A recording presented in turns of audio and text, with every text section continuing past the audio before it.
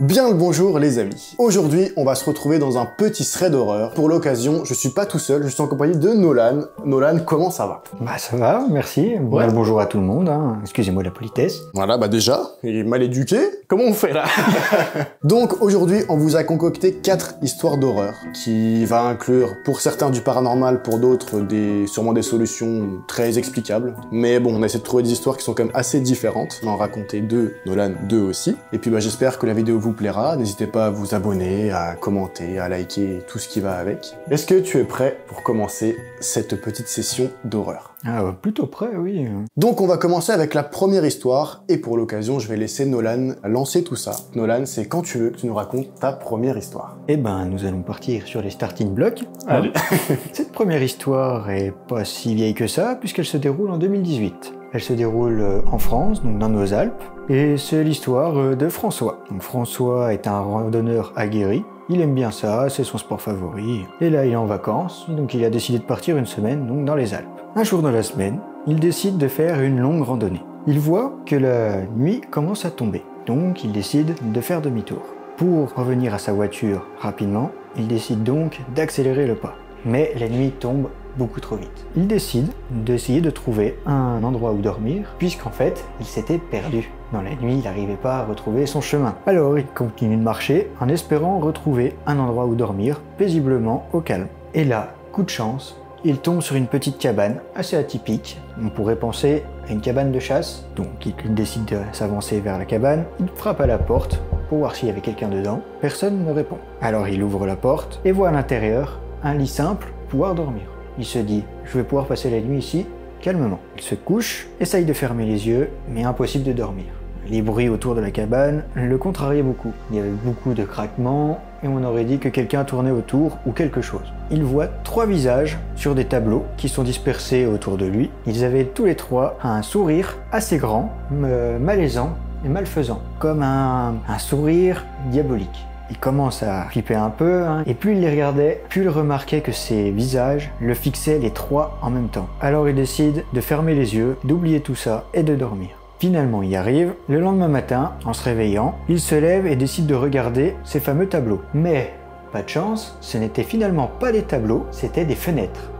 C'était assez confus pour lui, pris de stress, a pris ses affaires rapidement, repris la forêt rapidement aussi. Il a retrouvé son chemin et a réussi à retourner à sa voiture assez rapidement. Ok, donc là, ce qui s'est passé, c'est que la nuit, il a aperçu des choses dans cette fameuse cabane. Des choses qui passaient dedans, vous voyez, sur les murs, comme des toiles. Donc ça veut potentiellement dire qu'il a imaginé quelque chose dans le lieu. En ouvrant les yeux, il a imaginé qu'il y avait quelqu'un, mais peut-être que c'était que des ombres avec la lumière de la lune. Il était en pleine nuit, il était paumé, il était un peu en panique et avoir trouvé cette cabane, déjà, même de base, ça te rassure pas. C'est ça. Tu sais très bien que tu prends des risques à déjà traîner ici.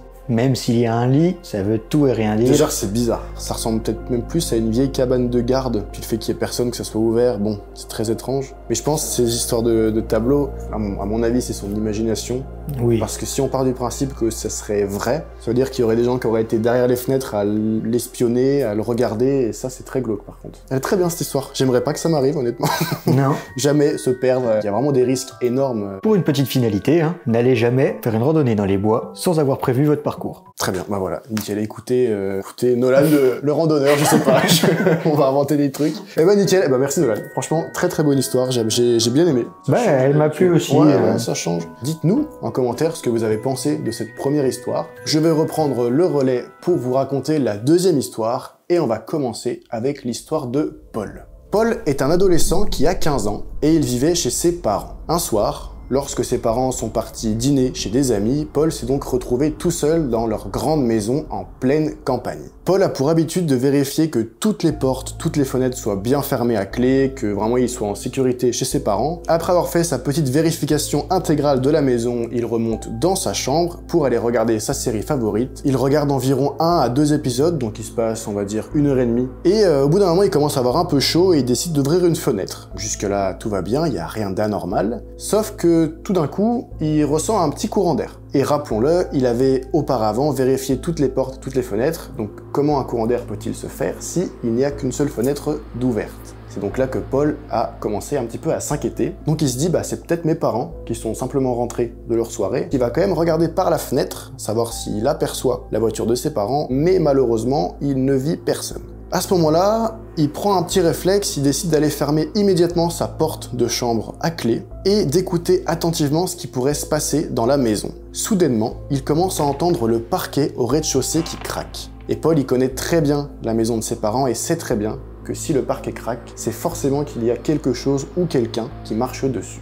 Après s'être rendu compte du craquement du parquet, il a immédiatement compris que quelqu'un était à l'intérieur de la maison. Il va donc se cacher sous son lit et appelle immédiatement la police. Et explique tous les faits à la personne au téléphone. Une voiture de police est immédiatement envoyée et ça prendra environ 5 minutes avant que la voiture arrive à la maison. On sait qu'en 5 minutes, il peut se passer plein de choses et la policière qui était au téléphone décide de rester en contact avec Paul au téléphone.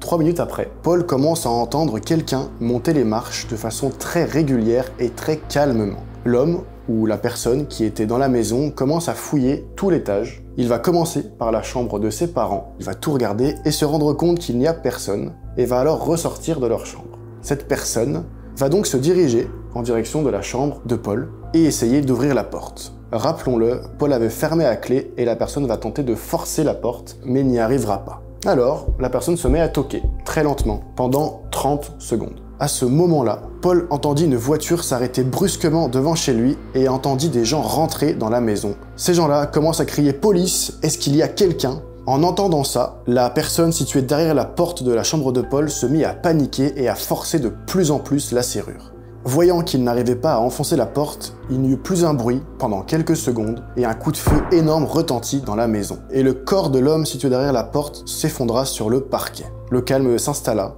Les policiers se mirent à monter en courant vers lui et à demander s'il y avait quelqu'un d'autre dans la maison. Paul, cloîtré dans sa chambre sous son lit, crie que oui, il est là, présent et que tout va bien de son côté. Les policiers lui disent de ne surtout pas sortir de sa chambre pour ne pas voir ce qui s'était passé. Paul, par curiosité, va quand même se rapprocher de la porte pour voir un petit peu ce qui se passe derrière. Et en regardant sous la rainure, il aperçut du sang. Il demande aux policiers derrière la porte, mais est-ce que c'est vous qui l'avez tué? Et les policiers répondent, non, il l'a fait tout seul.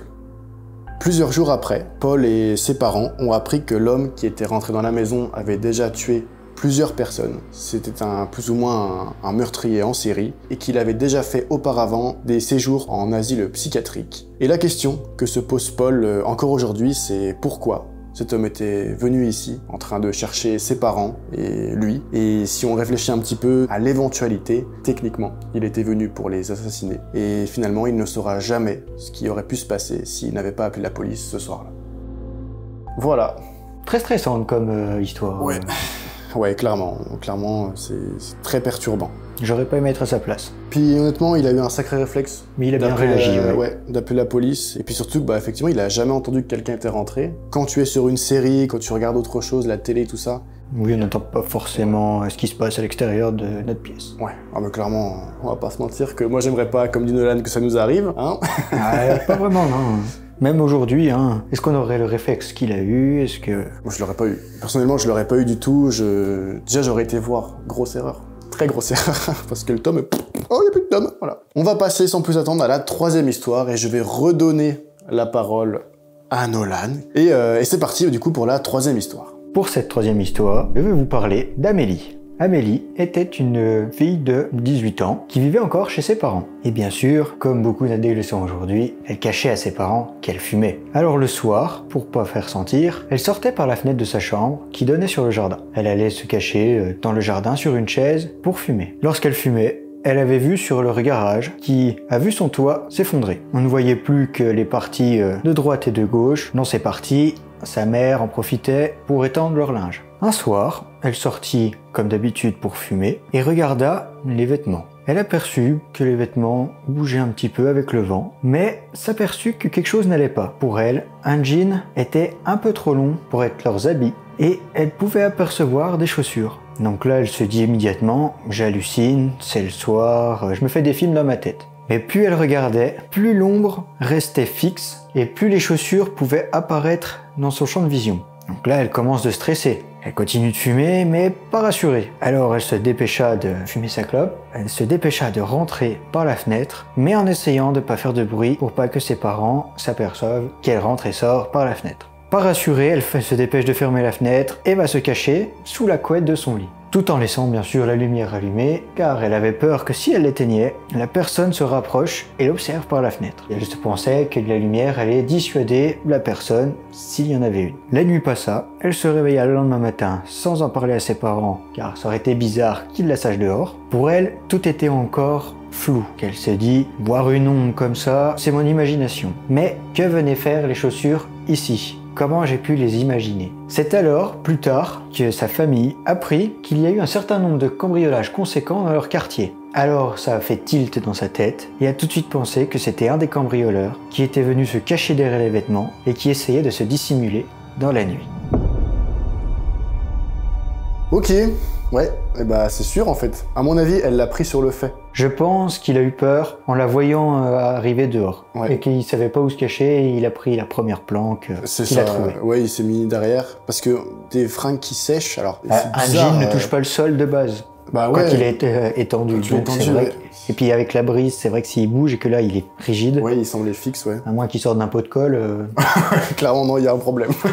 Et puis les chaussures, on met pas des chaussures sous des... Sous des vêtements qui sèchent. Surtout, ouais, sous du linge, tu mets pas des chaussures. Même si on fait sécher des chaussures, on les attache pas, on les laisse sur le fil. Ouais. Donc je pense qu'elle a aussi un coup de chance de pas surréagir, peut-être. Oui, ou alors que lui, le cambrioleur, ne réagisse pas aussi méchamment, qu'il l'attaque pas. Ouais. Ou... Puis en se défendant, on sait très bien comment ça peut finir, hein. Des coups, de la violence, ou plein de choses. Mais elle a eu aussi, elle, un très bon réflexe. De pas faire de bruit, pas trop en faire, et de se cacher, de rentrer tranquille. Et de laisser allumer la lumière, je pense. Je pense que ça a quand même pas mal dissuadé. Et bah elle est folle, en vrai aussi, cette histoire. Bah merci Nolan. Je tire ma révérence. Je tire pas. Bon bah écoutez, on va passer maintenant à la dernière histoire. The Last, la bière pour la fin. The Last One. Oh. Ce qu'il a dit. On va passer à la dernière histoire et on va parler de l'histoire de Florian. Florian, il a une trentaine d'années et c'est un cuisinier, donc pour information, il a tendance à rentrer très tard chez lui. Il habite sur Angers et c'est le dernier arrivant de son immeuble. Il avoue qu'il connaît assez mal ses voisins et il sait pas trop qui c'est, puisque comme déjà il fait des horaires vachement décalés par rapport à tout le monde, il les connaît très peu et surtout qu'il ne les voit jamais. Les faits vont se dérouler un soir où il rentre d'un service assez conséquent, donc il rentre vraiment assez tard dans la nuit, environ 1h du matin, et Florian il a souvent pour habitude de, quand il rentre, il a envie de chiller un peu. Il a pas forcément envie d'aller se coucher tout de suite parce que comme il passe déjà sa journée au boulot, il a jamais trop de temps pour lui. Donc quand il rentre du travail, souvent il se fait à manger tranquille, il se met devant la télé et le temps passe quoi, et il chill quoi. Arrivé vers 2h du matin, 2h30, il décide quand même d'aller se coucher parce que il est épuisé, il en peut plus. Dans son lit, il commence à somnoler et il faut savoir qu'il y a la télé qui tourne toujours en fond parce qu'il a une télé dans sa chambre. Et soudain, il entend quelqu'un frapper à la porte. Il se dit instinctivement que sa voisine vient toquer à sa porte pour lui demander de baisser le volume de sa télé parce qu'elle l'avait déjà fait. Apparemment, il écoutait le son trop fort et que ça la dérangeait pour dormir. Il se dit franchement, j'ai passé une journée où je suis crevé, j'ai la flemme, si elle est pas contente, c'est pareil. Donc il décide de ne pas se lever et de rester dans son lit tranquille et faire comme si de rien n'était. Mais il reste quand même attentif à ce qui vient de se passer et écoute quand même si la personne qui est derrière la porte, qui suppose être sa voisine, s'en va. Mais il n'y a pas eu de pas ou quoi que ce soit qui prouve que la personne est partie. Et c'est là où il commence à s'inquiéter et se dit mais la personne elle a toqué et elle est potentiellement toujours présente derrière la porte. Les minutes passent et le feeling qu'il ressent il est toujours mauvais. Il se rend compte que c'est quand même très étrange et plus ça va, moins ça va et il prend l'initiative de se lever et d'aller vérifier à sa porte d'entrée, savoir s'il n'y avait pas quelqu'un derrière, ou tout simplement, même s'il avait bien fermé à clé sa porte. Et figurez-vous qu'il n'avait pas fermé à clé, déjà première chose, et en vérifiant s'il y avait quelqu'un derrière la porte, il remarqua une dame qui était derrière celle-ci. Instantanément, Florian ouvrit la porte brusquement et d'un ton assez fort demanda à la personne ce qu'elle faisait là. Il remarqua d'abord que cette personne était une adolescente assez jeune qui semblait un petit peu perdue et elle semblait d'ailleurs assez effrayée de Florian. Tout de suite, ça l'a encore mis dans un mauvais mood parce qu'il s'est dit « Attends, je viens d'engueuler quelqu'un qui est jeune, c'est une adolescente, et en plus elle semble effrayée et elle recule. » Comme si du coup Florian était devenu plus ou moins la personne à se méfier. Mais Florian, n'ayant pas de réponse, lui demande à répétition « Mais qu'est-ce que vous faites là? Qu'est-ce que vous faites là? Pourquoi vous êtes là ?» Et la fille continue de reculer, jusqu'à en fait disparaître du champ de vision. Elle repart dans le couloir et elle est plus là. Donc Florian décide de refermer la porte et de se dire « C'est quand même très bizarre, mais elle est partie, je peux rien faire d'autre. » Après avoir fermé la porte et s'être posé un petit peu dans son appartement à réfléchir à ce qui vient de lui arriver, il s'est un petit peu mis à culpabiliser parce qu'il s'est dit « J'ai peut-être été un peu violent. Elle avait pas l'air si méchante, elle avait l'air effrayée et je lui ai quand même hurlé dessus. » Mais les faits ne s'arrêtent pas là puisque quelqu'un se remet à toquer à la porte. Florian sait immédiatement que c'est la fille qui est revenue et va ouvrir la porte sans même réfléchir.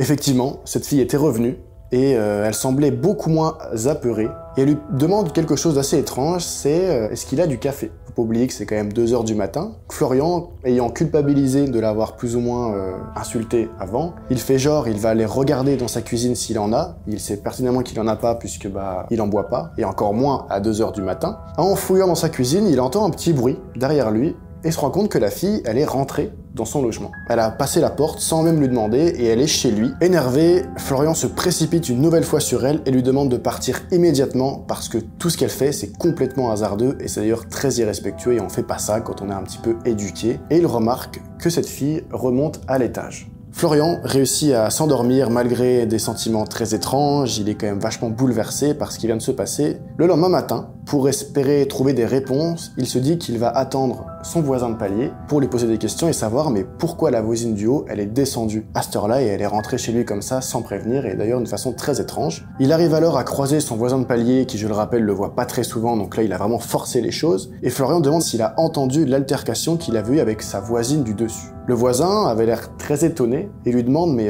tu as eu des problèmes avec la voisine du haut ?» Et Florian du coup lui explique tous les faits et le voisin lui répondit une phrase qui lui glaça le sang. Il lui dit mot pour mot « Je suis désolé, mais ça fait bien longtemps qu'il n'y a plus personne qui vit au dernier étage. » Florian, en apprenant ça, a déménagé la semaine suivante et n'est plus jamais retourné dans cet immeuble. Ok. Voilà.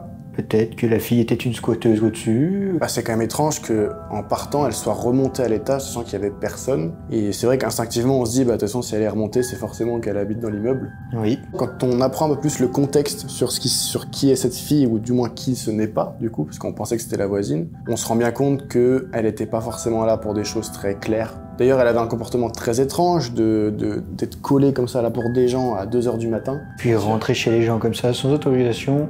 Ouais, qu'est-ce qu'elle voulait faire? Qu'est-ce qu'elle était venue faire ici? Pourquoi chez Florian? Est-ce qu'elle le connaissait? Est-ce qu'elle le suivait? Parce que comme elle savait qu'il rentrait toujours très tard la nuit et tout ça. Donc finalement, je pense que Florian a bien fait de déménager. Et surtout, mais heureusement qu'il a réagi tout de suite. Parce que comme il n'avait pas fermé sa porte à clé, à tout moment, elle était dans la maison, et lui, il dormait ou je sais pas quoi, et puis après... À tout moment, elle se retrouvait au-dessus du lit en train de le fixer.